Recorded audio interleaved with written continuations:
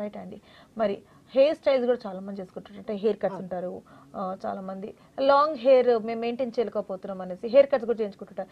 మరి ఈ hair cuts ఎవరికి ఎలా సూటబుల్, ఏది బాగుంటుంది అనేసి మీరు సజెస్ట్ చేస్తుంటారు చెప్పండి. ఇప్పుడు కర్లీ హెయిర్, వేవీ హెయిర్ వాళ్ళు వస్తారు మేడం మా దగ్గరికి.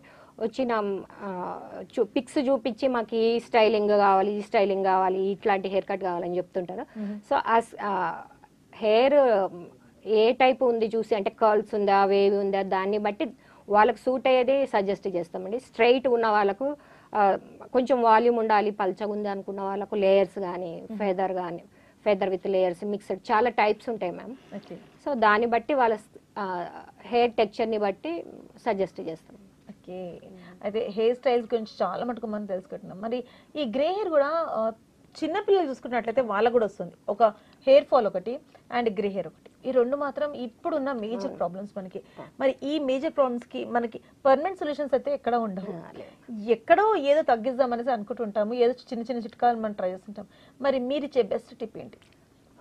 చిన్న పిల్లలకు వస్తుంది అంటే అది మెయిన్లీ విటమిన్ డెఫిషియన్సీ వల్ల వస్తుంది, లేకపోతే ఫ్యామిలీలో ఎవరికన్నా హెరిడిటీ ఉంటే వస్తుంది కదా. సో వాళ్ళకు బాగా వస్తుంది అనుకుంటే హెన్నా అప్లై చేయడం మేడం. హెన్నా అప్లై చేస్తూ ఉండాలి చిన్నపిల్లలకు. ఆ వైట్ హెయిర్ ఉంటే వాళ్ళకు సెల్ఫ్ కాన్ఫిడెన్స్ తక్కువ అయిపోతుంటుంది.